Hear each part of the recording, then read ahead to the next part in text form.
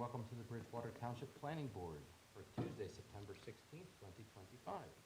Adequate notice of this meeting has been given in accordance with the Open Public Meetings Act, NJSA 10:4-6. Can't hear you.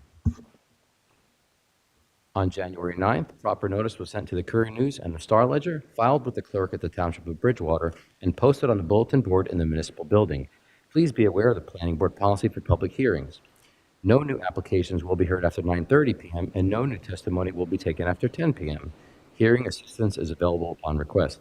Accommodations will be made for individuals with a disability pursuant to the Americans with Disabilities Act, or ADA, provided the individual with the disability provides 48 hours advance notice to the Planning Department Secretary before the public meeting. However, if the individual should require special equipment or services such as a CART transcriber, 7 days advance notice, excluding weekends and holidays, will be necessary. The time is 7:03. Please rise to salute the flag. I pledge allegiance to the flag of the United States of America and to the republic for which it stands, one nation, under God, indivisible, with liberty and justice for all. Mr. Simone, could I have a roll call, please? Sure. Chairman Vesio. Here. Councilman Kirsch. Yes, here. Mr. Pappas. Here. Mr. Wang. Here. Ms. Sikora. Here. Ms. Chartowitz. Here. Mr. Chowdhury. And Mr. Atkins. Here.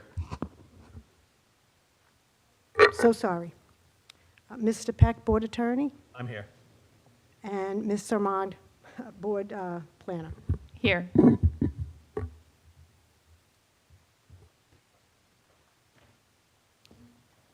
At this time, I'd like to welcome any members of the public wishing to address the board on any matter not listed on the agenda this evening. Please feel free to come forward at this time.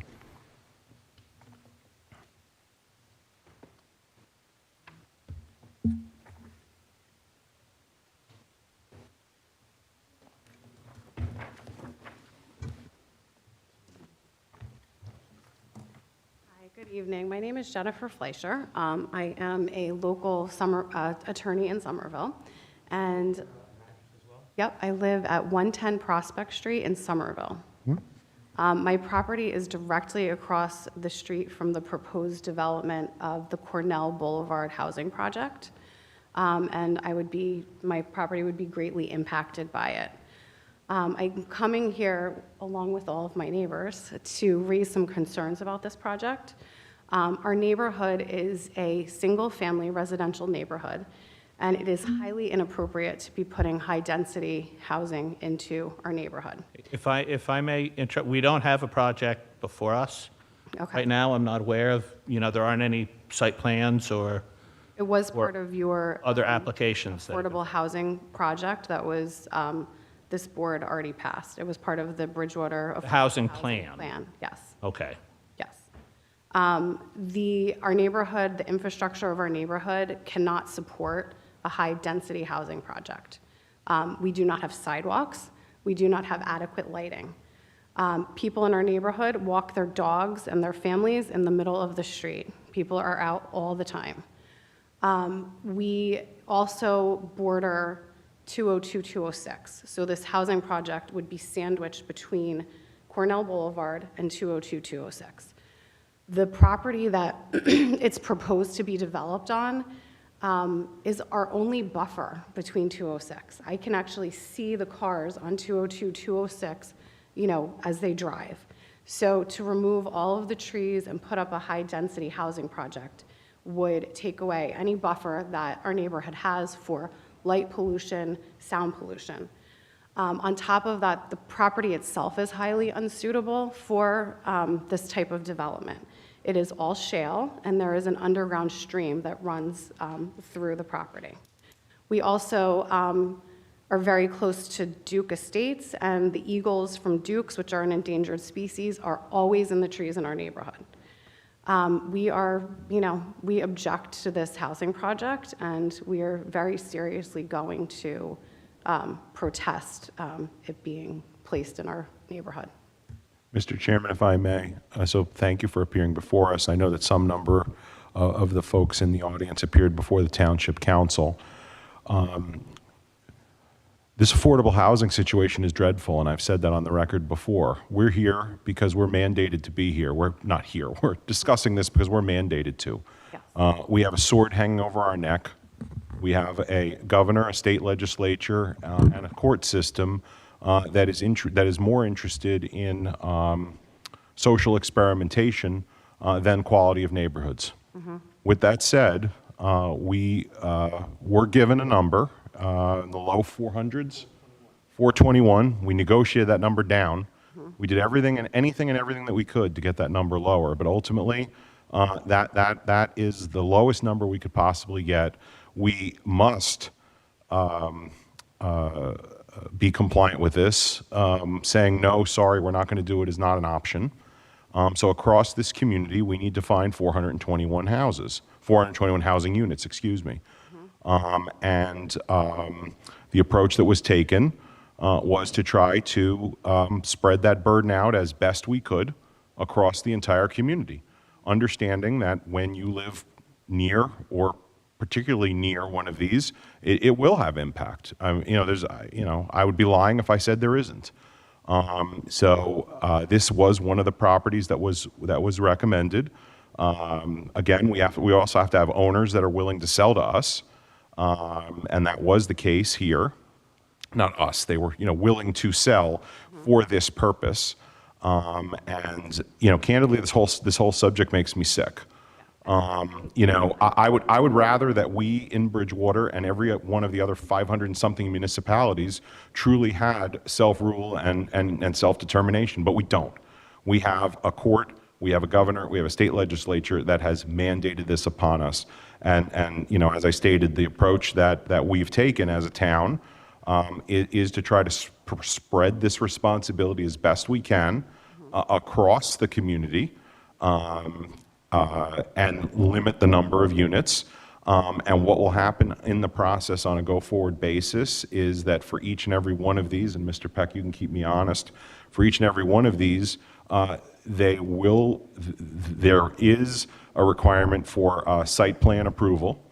There is opportunity for input of exactly where does the building go, what does it face, where is the driveway, what does the building look like, not just Buffering, sidewalks, Right. circulation. Right. Not just here, but any of them, because we have, Mr. Pappas, about eight or 10 locations across the town. So we have, in every single case, those applications will come before this planning board. They will need to be mindful of input from the community. In terms of how much buffering, as you said, where can there be trees and shrubs, and does the building face this way or that way? Can we say, no, you can't build it here? Unfortunately, I don't think that's an option. We've been mandated. Listen, and I'm sensitive to that, and I understand that, and I'm certainly not against Mount Laurel housing. No. But one of the tenets of Mount Laurel housing is that the housing be placed where it's appropriate. And it is not appropriate in this neighborhood. And I truly urge each and every one of you to come out and look at this site, because it is not an appropriate site for the high-density development. And just to remind me, we're talking about how 15 units? Yes. 15 units, and it is going to be All rental. including disabled and veterans, correct? Yeah. And we were also advised that the zoning was changed, and none of us were actually given notice. And I want to make sure that going forward, when the site plan approval goes out, that everyone in 200 feet is actually provided notice. Well, it's interesting you mentioned that. That is actually a gap in the law, which I've been speaking with our state senator about. And when there is an active application before the zoning board or the planning board, yes, you will be notified. But in a case like this, where it was the adoption of an affordable housing plan, the law doesn't Going require. forward with the site plan, we will be noticed. Yes, you absolutely will, but the law doesn't require it. Candidly, the law doesn't require a lot of notification. That if I had my way, there would be much broader notification. On the flip side of it, for the people who you're planning on renting these units to, this is not a place where they can have a quality of life. I mean, literally, it sits right on the circle. We hear accidents on the circle every single day. And again, removing the trees and removing the vegetation from that area is only going to make that worse. It's just not an appropriate site. And again, I urge all of you to come out and actually look at the site, because a drive-by will tell you all you need to know. You're also trying to sandwich the driveway, between two homes that are already existing. There's no road there, there's no infrastructure there, and both of those neighbors are here, and they're going to speak, but they are Bridgewater residents, and again, it's not appropriate to be putting a road in between their houses. So I thank you for your time, and So is that land, it's like a flagpole connection that goes between two people's properties? It used to be a paper street, Okay. and it was vacated. Bridgewater vacated it. So it is literally a shared driveway between two residential properties. Mr. Chairman, if I may, I'm familiar with what Ms. Fleischer is speaking about. Our Township Attorney's Office is aware of this, and that is one of the matters that have to be addressed to ensure that there's public access to the road. I've been on Cornell Boulevard. I inspected the site. I'm very familiar with the neighborhood. Besides the notification of property owners within 200 feet, because it's near a municipal boundary, the Borough of Somerville will be officially notified as well. And yes, and I was told that they haven't been notified yet. No, because there's nothing to notify them. There's no site plan application that has been submitted yet, and once that's submitted, then that will start that process. Okay. And just for clarification, I mean, that could happen soon, that could happen multiple years from now. That's really in the hands of the developer. It's likely to happen sooner rather than later, Yeah, frankly. the That's plan, my this plan understanding. seemed very aggressive in your affordable housing plan, like it would be done by this time next year. I don't know about that, but, and he is, for whatever it's worth, he is a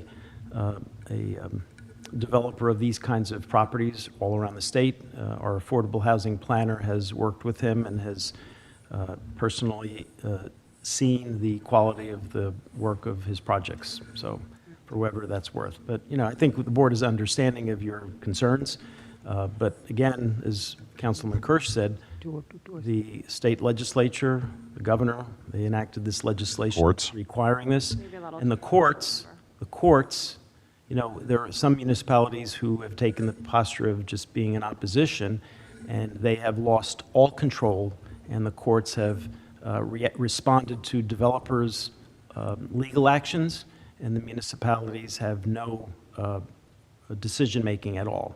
And the governing officials in Bridgewater did not want to be put in that position. I understand. Thank you. Thank you, Mr. Pappas. Thank you, Mr. Kurz. Were there any comments on this side of the dais? Okay.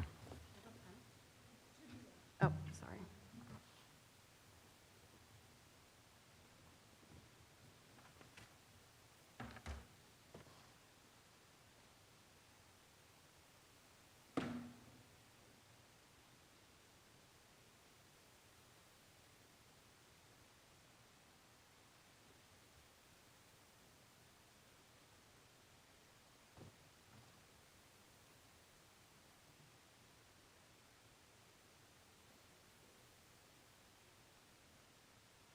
Good evening. Please state your name and address for the record. Yes, my name is Barbara Cook, 199 Cornell Boulevard, Bridgewater, New Jersey. If you'll bear with me, a couple of things. I'd just like to know who here has actually been to the property. If you've been there, so you've been there, you've been there, you've been there. Thank you so much for being there. Okay, that would mean, have any of you seen our home there? It's, if you're facing west, we're I guess it's Yellow Ranch, on the edge of the driveway, south of the driveway. It's been our home, our sanctuary for 40 years, okay? I don't know if you drove by or how fast you went by. I don't know if you noticed our very long, nice sloping sidewalk from our front door curving down to what is now our driveway. Many children have learned to ride a bike on that driveway. Our dogs have walked thousands of times down that driveway to our driveway to get out, as she alluded to our safe neighborhood where at night people are walking without concern for their safety. Our driveway, after 40 years, has been where cars have come to park in our driveway in times for birthday parties, or when there have been funerals, or when relatives or friends just come over to visit. They park in the driveway. They don't park on the street because sometimes the cars there take that corner on two wheels. Well, that's the driveway that has been a vacated street by ordinance. It's been vacated by ordinance since February 18th, 1982. It's a vacated street that we have reason to believe has arbitrarily been designated to be a thoroughfare, a street, and to us is an ill-conceived use of Lot 2A. This new street would run the entire length of the northern side of our front yard, the entire length. If I'm out there to water plants, or trim shrubbery, or rake leaves, or pick up small branches that have been blown out of trees by the wind, there's no telling how many cars will pass near me when I'm out there, day or night. And we do go out in our yard at night to see moon eclipses, whatever. It's a safe place. Those drivers who are going by this, what we believe to be a proposed thoroughfare street, may want to play loud music when they're going in and out of there, day or night. They may want to make what I'm going to call unpleasant comments to me, maybe, when I'm out in that in my yard, doing things in my yard. I'm saying unpleasant comments, I think you know what I mean. It will make me feel very unsafe for reasons I think you can imagine if you just think for a minute about it. I don't think the men on this panel, I could be wrong, but I don't think that the men on this panel would want any woman or children in their family to be subjected to that potential situation. Kids go out in the yard to play. Do you want, I think I've made my point. I'm just asking, so maybe you should plan a field trip to visit our home and see what you've actually set in motion, as we think we are aware has been set in motion. Me and our neighbors, who are also impacted, and some of them are here tonight, would be very willing to meet you cordially. That seems to be a byword now, and I mean cordially. We would welcome you very kindly and be thrilled that you could come, would take the time out of your schedules to come. Maybe you could pause your agenda plans tonight, which I'm not sure what they are going to be about at this point, to actually see what you're trying to do. Looking at it on paper is different than actually seeing what you're considering to do through this major change. I hope we see you soon. That's it. That's it. And I'm supposed to sign something here, I think? Yeah, we just like to have a record of name and address of whoever addressed us. And if I could clarify as to what's before the board this evening. Yes. This ordinance has already been adopted by the Township Council. It's already in place. The only thing that's up tonight is to clarify the definition of dwelling unit. In the ordinance that was adopted, it refers just to units. This will add dwelling in front of units, so it will read dwelling units, which is consistent with the definitions in the rest of the Township Code. So that's the only thing that's before Okay, and the board tonight. we've lived a long time, and we've searched the web like crazy about this, and we've learned that nothing that's been done, you're talking about, is engraved in stone forever, that there are ways to overcome it. I know I'm not an attorney, but it's been done. So it's been done because of the affordable housing. So good luck to us all, I guess. Well, and we'll have to see it again for a site plan. Right. Right. Right, and for other site-specific concerns that were voiced, like circulation and sidewalks and buffering and landscaping, that would all be before the board. Oh, good, I'm trying to put Jennifer's address for mine. Mr. Chairman, just to respond a little bit. Ms. Sarmed. Thank you. I appreciate your comments, your concerns. I'm sorry. No, it's okay. And I think, many of the things, I know the threshold issue is that there's development going behind your house. The other issues within that, like the access to the potential access or potential buffering and landscaping and trees and all that stuff will come up when there's a site plan. And everything that you've mentioned about the street, the paper street being properly vacated is likely meaning that there's not going to be access through that area, if that gives you any kind of peace of mind, that they won't be able to use that because it is your property now. If it's been vacated, it means you and your neighbor each got half of it, right, at some point? We have, yes, half of Prospect goes way back. Yes. And, yeah, and So if again, it's your property, they obviously can't utilize it. And I think that's part of the due diligence of the property owner and everything. So just keep that in mind. Don't let it keep you up at night. That's really, can you help us with that? we absolutely will. And that's the part of, and we appreciate you bringing this to the board's attention because they like to be aware. The board, the township likes to be aware of the commentary as they walk into anything else to consider, like a site plan or anything. So those are all things that, and even when we had a group home come in before the zoning board a few months ago, it took them a few meetings. They went through, I think they did some landscaping and fencing for the neighbors. They did things to help. So this isn't the end of it, and we always work with the residents when we can.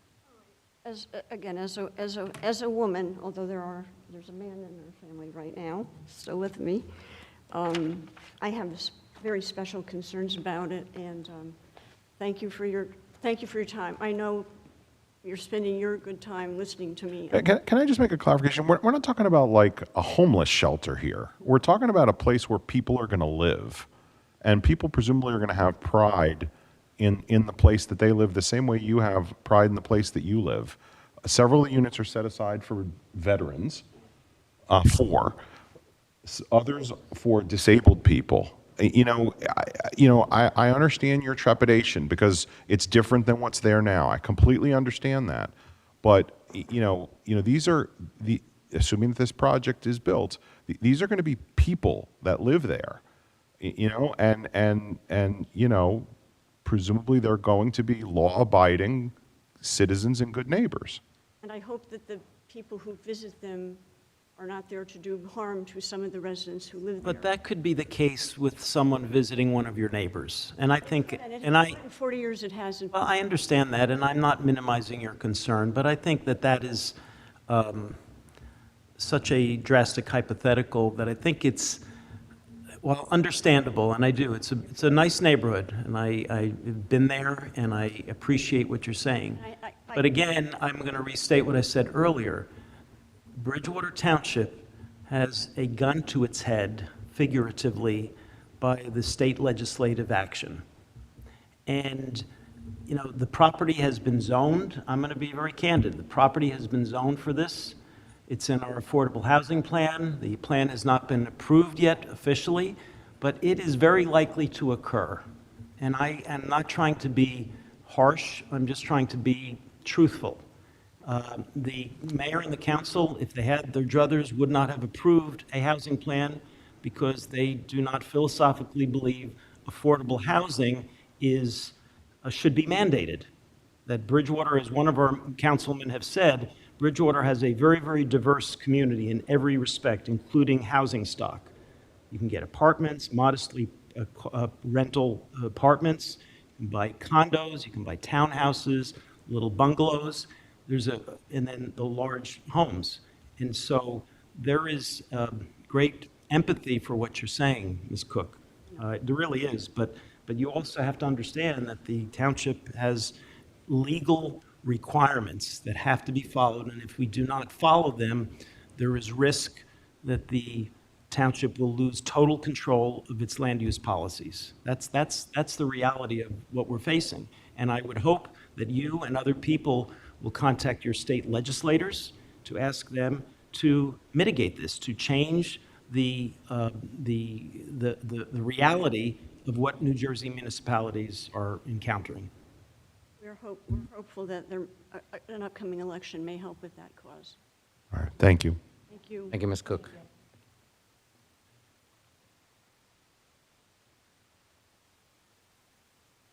Hello, Richard Cash, 203 Cornell Boulevard, Bridgewater. I will preface it by saying I am the most fired up neighbor. This property, my property, this is my backyard we're talking about.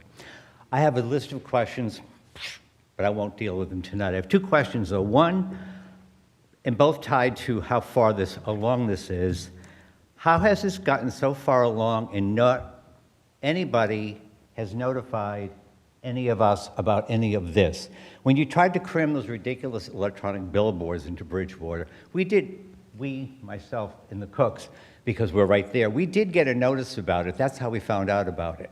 Of course, they were calling them monuments, but so we knew about that. We only found out about this because Because there was an application before a land use board. That's why you were notified. the township of Bridgewater can just go ahead and build properties and not tell the owners of the property that it is right up against?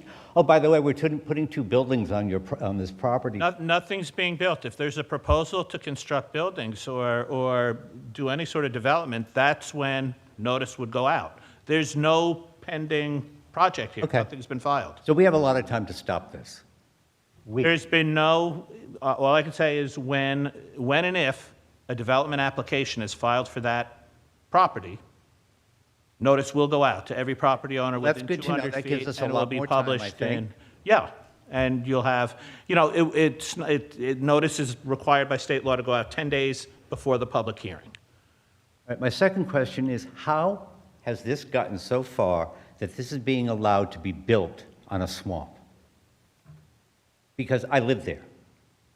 I just spent another $10,000 putting a second drainage system in because of the volume of water that comes from that property across my property. So I have one over here, which I put in a few years ago. There was one there when I moved in. I put another one in over here. And then just recently I had to put another one in over here because actually me and the Cooks, we live next to each other.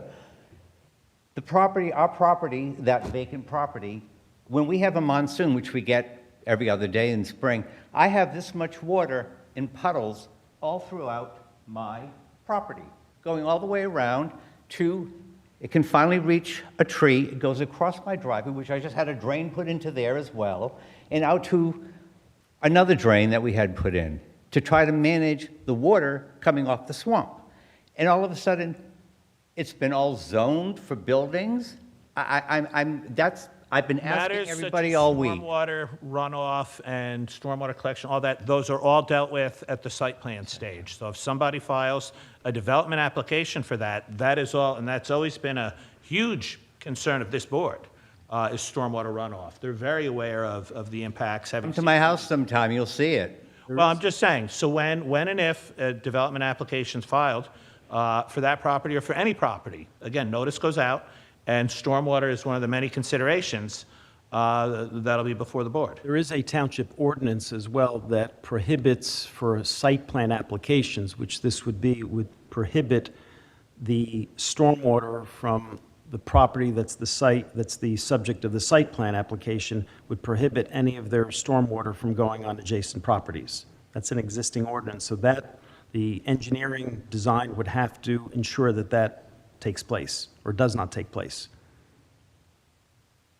Again, that's just another point of a hurdle that will have to be overcome in order for this to be approved. Well, I'm encouraged to hear there are lots of hurdles because I do believe that is going to allow us to really mobilize and do whatever we can to beat this back because none of us can allow this to happen in our neighborhood. And the other question, one more question, I said I had two, I have a third. Bridgewater is a fairly large township. I did get a text before I came over from one of our other neighbors telling me about a couple other properties that are available out there. And yet someone's decided because there's money to be made off of this little property, which you've tried to build on for the past 30 or 40 years, and it's always been beaten back, and all of a sudden something has happened where suddenly this property is the only property in Bridgewater where we can put affordable housing. We need affordable housing. I don't disagree with that at all. But I don't think you need to cram it into a spot that's a swamp. on the side of a highway. I mean, it's just a mystery to me.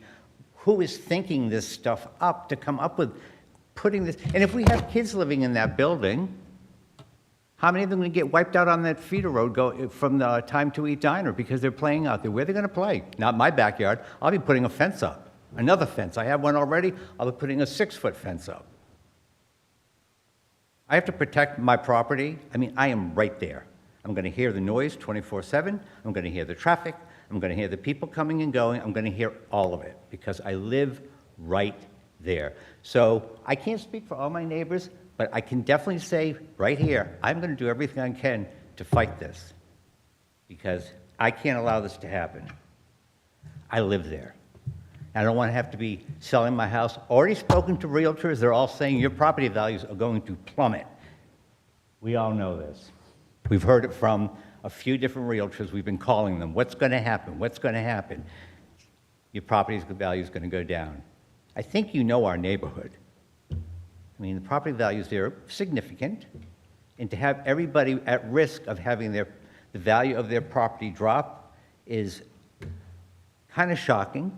But that's what's going to happen. Unfortunately, I mean, look what we're putting in there. Apartment buildings, basically, on an area that can't even support, I mean, you couldn't get a car wash on there last time they tried to do that. I'm just rambling. Now I'm fired up. You know what happens then, right? All my neighbors have seen that. So thank you for listening to me and let me mouth off. Thank you, Mr. Cash.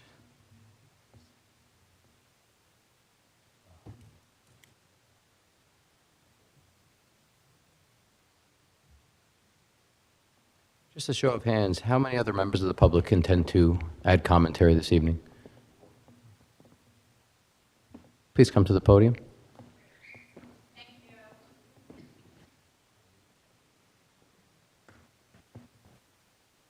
Hello, my name is Lauren Hutchison. I am reluctantly Richard's neighbor. Just kidding. We're good neighbors. I live at 321 West Summit Street in Somerville, directly near where this proposed, and I understand from your speaking, it's not a plan, but the makings of a plan tonight.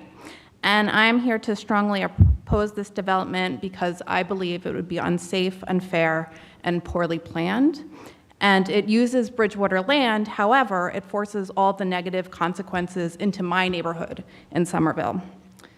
I feel like this plan, not yet a plan, is illogical and dangerous. From what I hear, the entry would be from our side in Somerville and not from 20206.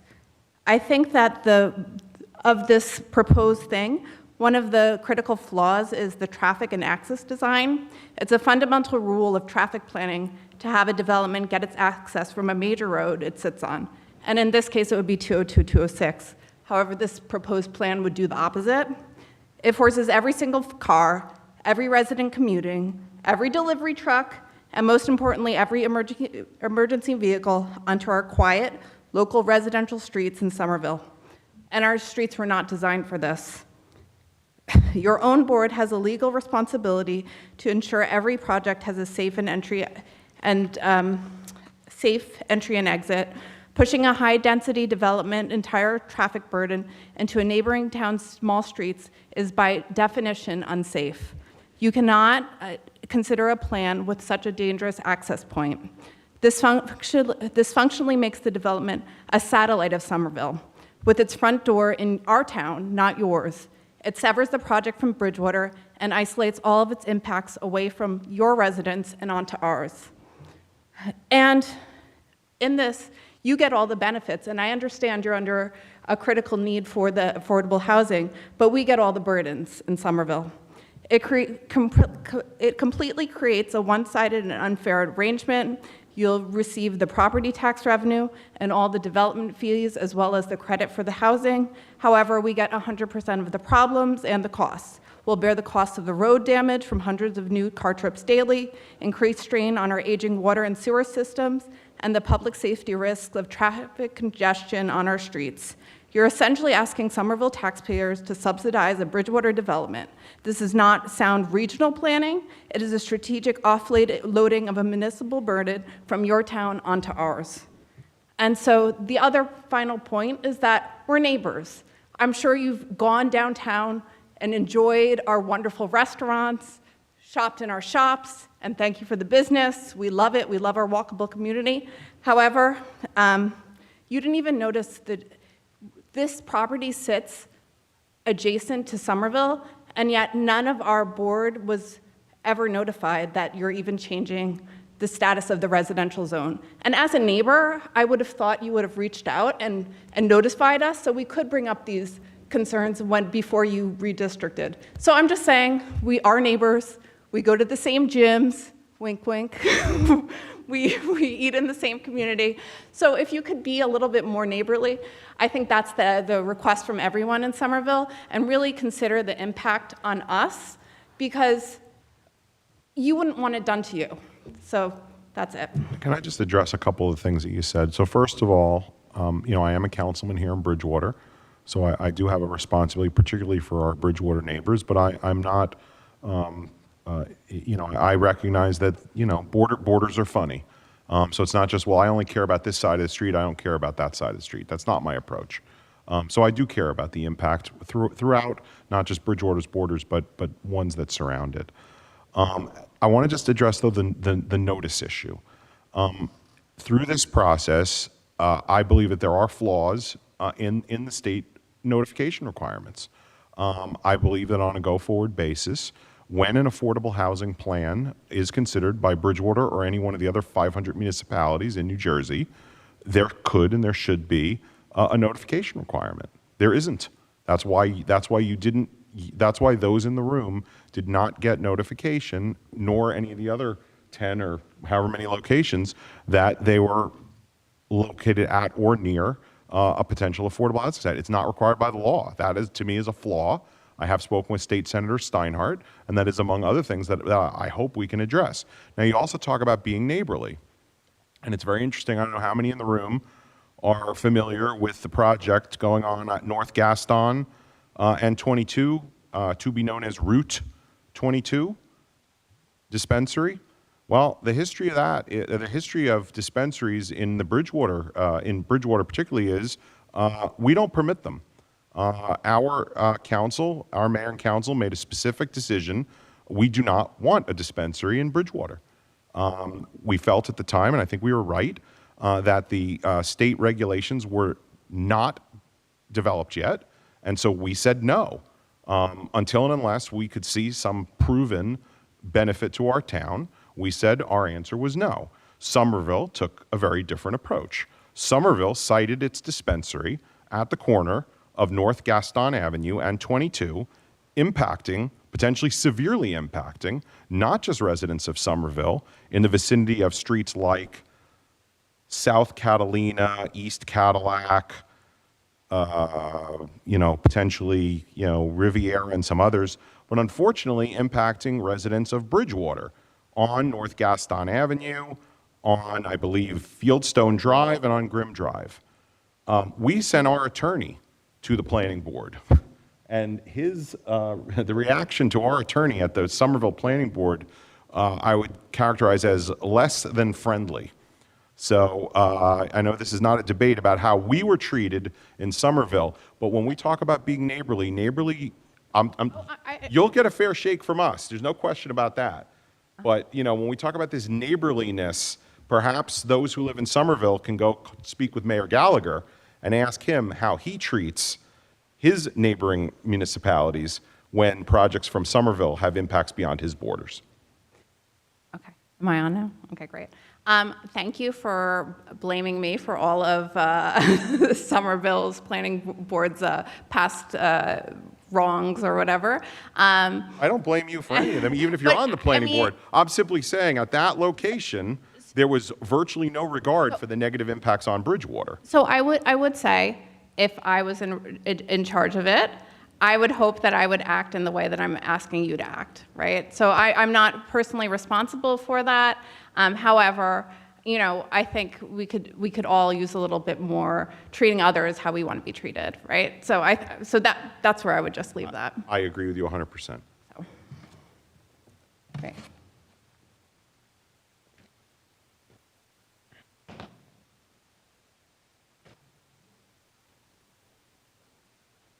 Name and address for the record, please. It's Michael Cole and Associates. I am the planner and the engineer for the boards and planning for Somerville. And the borough has asked me to come here just to express that it shouldn't, in future applications, the Bridgewater's been a very good partner with Somerville over the last 20 years in the regional center. And the borough would just ask that the abundance of time would be given to any applications. The Bridgewater's always given us applications, particularly in the regional center, just as much time as possible so the residents and the interested parties can digest what's being proposed. So that's all Somerville asked for. I was at what the councilman said, the Route 22, the cannabis dispensary, and I know Alex Fisher. Alex Fisher was there. And I wouldn't characterize him as being a very cold shoulder. I think the board was very responsive, and the resolution reflected traffic studies being done and traffic mitigation should it come to address the safety concerns from vehicles from the establishment. So I'm not here to point fingers. I think that the relationship has been very, very good, and it's been a very good partner in the regional center since 1995 or so. So the borough is just asking the abundance of notice. It's no different from this application, future applications. Bridgewater's been very good with noticing. No one's saying the Bridgewater hasn't been noticing. They have. And I think Somerville's notice is back, and I think we've all followed the ordinances of the regional center. And as you can see by the residents, there's a lot of interest in this. So we're just asking for an abundance of time, caution. Yeah, obviously you can't provide an application until you have it. So there's limits to how much warning's the wrong word, the notice you can give to the town until you get the application, you deem it complete, and then it gets scheduled. Obviously, you can't give a notice until it's been scheduled, so you're not going to get 60 days. I fully agree with and understand all that. We're just saying whatever you can do to allow for full transparency in the public input. And I agree that everybody's in a very challenging position with affordable housing. Somerville's in the same boat. The fair share plan is up there, and we're doing the best we can, which Bridgewater is too, to accommodate the state mandates. Absolutely. So, as I'm very positive, I know there's concern, and I understand the concern, but I understand that that's going to be all addressed on whatever the future site plan application would be. We get it. I get that. So all the issues of traffic and so forth would be forthcoming, and any should an application be made to this board, and the board will hear it accordingly. So to that note, good evening, and not here to cast any dispersions, just to say that the borough is interested, just like Bridgewater is interested in properties, what's happening in Somerville. Thank you. Thank you, Mr. Cole. And just to further what Board Attorney Mr. Peck said earlier, this is a transparency issue here. And this is exactly why we want our fellow residents to come out and speak during these meetings, especially, when we have other things on the agenda they want to go through. But again, getting back to his point, hearing our fellow members of the public helps us digest this information and be prepared for when a site plan does, in fact, do come with us. And then, we will have a board engineer here at the time as well, because stormwater management, as Mr. Peck said, is one of the things here that we want to nickel and dime. We want to make sure we look at every last little bit of any stormwater management plan that there could be for any site plan. So we look forward to that moment when that time comes. Thank you.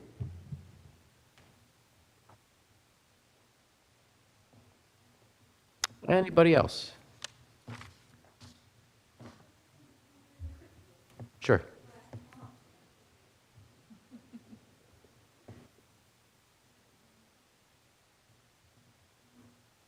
My name's Gaynor Newmeyer, and I'm at 291 West Summit Street.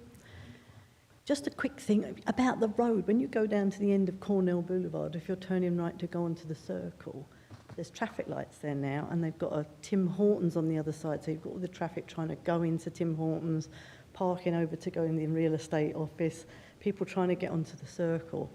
And a few times I've seen a few near accidents because you've got a couple of other roads coming out, like into one sort of junction. You've got Cornell, then you've got that road that goes down, Freulinghausen Road, I think it is, and then another one that goes straight. And people are sort of, they get fed up and frustrated because they're sat at the light and everyone's, you know, stopping them going because of Tim Hortons and everything. And then they start doing like U-turns and that in the middle of the road, and people are, I've seen so many near accidents like that. And now I'm just thinking there's going to be more traffic coming down Cornell Boulevard and just sort of ploughing into all that little lot. It's just, that is so congested sometimes. At certain times in the morning, it's really, really bad. So that's just another thing. And also the runoff, the rain runoff from a site that's going to be concrete and not any soil anymore. Just some things. Thanks. Oh. Thank you. I'll sign it in a minute. I haven't got a pen.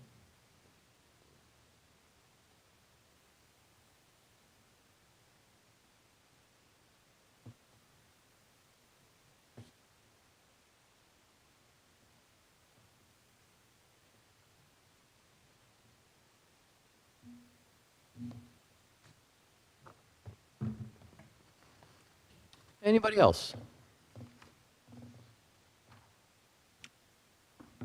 Okay, moving along this evening. We do have a few resolutions that the planning board should hear. And that's going to be, the first one's going to be the COE Bridgewater LLC, Thor Technologies. Any comments or changes for the record? The only comment I'll make is I was not present at that meeting, so I will not be voting on it. I, too, was not present at that meeting, and I neither will be voting. Do you want me to state who can vote on this? Yes, please, Ms. Mr. Simone. Pappas, Ms. Sikora, and Mr. Chowdhury. I'll move approval. Second. That's Mr. Pappas, Ms. Socorro. Roll call, please. Mr. Pappas, Yes. Ms. Sikora, Yes. and Mr. Chowdhury. Yes, please. Thank you. Okay, the next resolution is for RJBT Holdings, which is Roman Jewelers, 500 Commons Way. Any comments, questions, or changes for the record? I was similarly not present. I'll make a motion. I'll second it. Ms. Sikora, Mr. Chowdhury, and a roll call, please. Mr. Pappas, Yes. Ms. Sikora, Yes. and Mr. Chowdhury. Yes, please.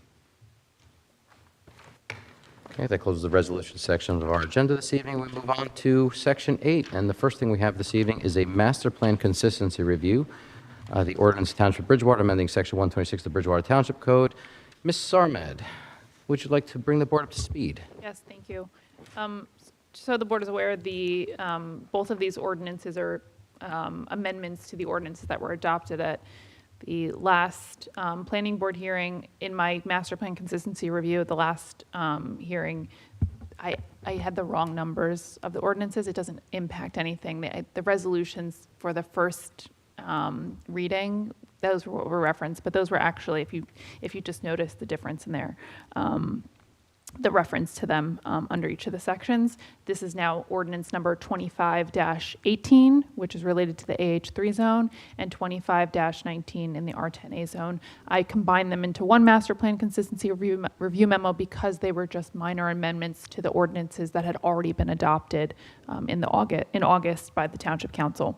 And so obviously it's the planning board's responsibility pursuant to the municipal land use law to determine whether a land use ordinance is consistent with the master plan or not, and to transmit those comments back to the council before the ordinance is adopted. The Township Council had introduced ordinance they had adopted ordinance 25-15 on August 21st, which was the AH3 zone, and presently now the ordinance 25-18 related to the AH3 zone is to change the word unit to dwelling unit. That is done in order to match the township's existing definition of dwelling unit under section 126-2 of the ordinance. And so it is just a minor change. It was noted to be substantive, and so to not hold up the ordinance was adopted, and now the amendment's being made to just fix it up. Similarly, Ordinance 25-19, which is the R10A zone amendment, which was done and adopted under Ordinance 25-14 by the Township Council on August 21st. That amended the existing R10A zone to add a subsection for the group home property that was added on Whitney Court. And similarly to Ordinance 25-18, it just changes the word unit to dwelling unit to be more consistent with how the Township Code uses the word dwelling unit. So it's very similar. One other addition is under subitem E, Roman numeral 9, is proposed to be changed from what used to read as was adopted as density of 2,500 square feet per dwelling unit, which would be enormous. This is supposed to be more in character with that area, which is more like a home, is a maximum building size, gross building area of 6,000 square feet. This was noted by the township attorney, affordable housing attorney, as a Scrivener's error, so it's just a correction. It's not substantive. It doesn't change the concept plan for the site, doesn't change what's in the housing element. It's just a Scrivener's error for that. So with that in mind, with that analysis in mind, both of these ordinances propose amendments to the language, very minor amendments. They were noted as substantive. Again, they're just to be more consistent with the existing terminology in the land use ordinance. And so, one, I do think that it continues to carry out the township's fourth round affordable housing plan, so it is consistent with that master plan element, as well as becoming more consistent with the township's land use ordinance, which is also consistent with that. And so, I recommend that the planning board transmit back to the council that these ordinance changes proposed are consistent with the master plan. And Ms. Sarmed, just from a process standpoint, so these were introduced on first reading almost 2 weeks ago, a week and a half ago. It then comes to us as sort of that sandwich in the middle. Yes. And then presuming that this action is taken tonight, it comes back for second reading, final action by council on Thursday night. Correct. Thank you for that. Thank you, Councilman. Any comments or questions? And that is noticed for Thursday night. So there will be a public hearing on these two items Thursday night in this room.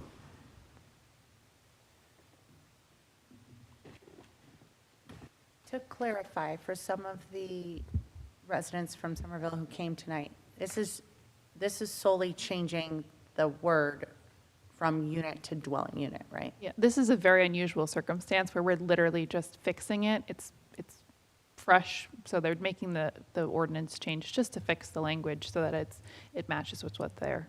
It's really just a typographical change. Got it. Board Attorney, Mr. Peck, just to clarify again, this is not an adoption or an approval. This is essentially just It's a statutory requirement under the municipal land use law that whenever any kind of zoning ordinance is introduced by the governing body, in this case the Township Council, before they can adopt it, it has to be referred to the planning board to make a determination as to whether it's consistent with the master plan. And it was previously deemed to be consistent, and since we're just going from unit to dwelling unit, that consistency remains. If there are no other comments or questions, then essentially I'll be asking for a motion whether or not this is consistent with the master plan with the amendments made. Mr. Pappas, and a second, please. I'll second. That's Ms. Chartowitz. And could I have a roll call, please? Mr. Pappas? Yes. Mr. Wang? Yes. Councilman Kirsch? Yes. Ms. Sikora? Yes. Ms. Chartowitz? Yes. Mr. Chowdhury? Yes, please. Mr. Atkins? Yes. And Chairman Vesio? Yes? Okay, Ms. Sarmat, I believe that concludes our consistency review. Is that correct? Yes, it does. Very good, and thank you. That was for both of them? Okay, sorry. We had both of them together? Correct. Moving along, Ms. DeSimone, if I could ask, could we discuss what the incoming calendar looks like?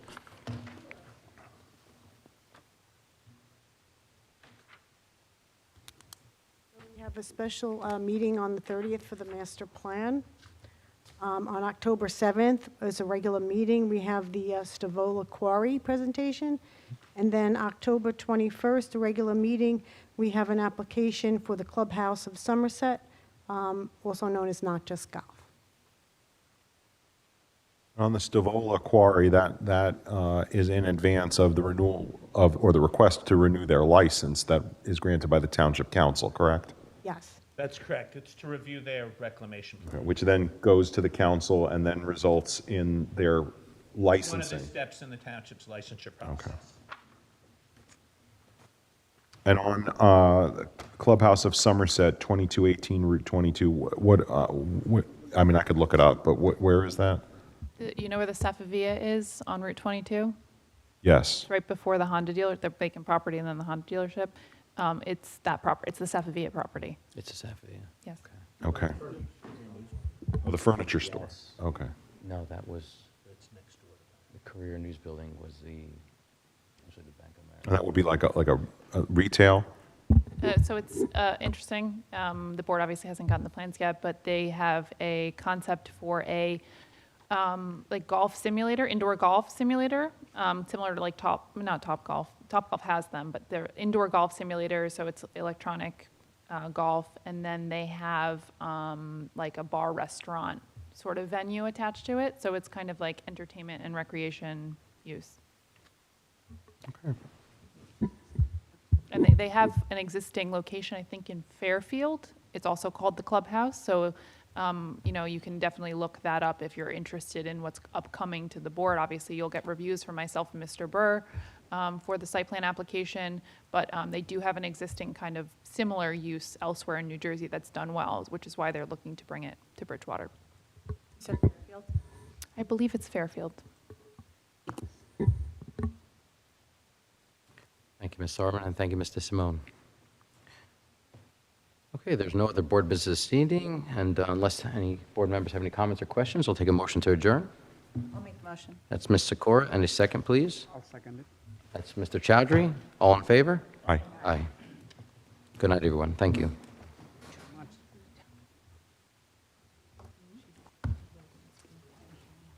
Thank you very much. See you again.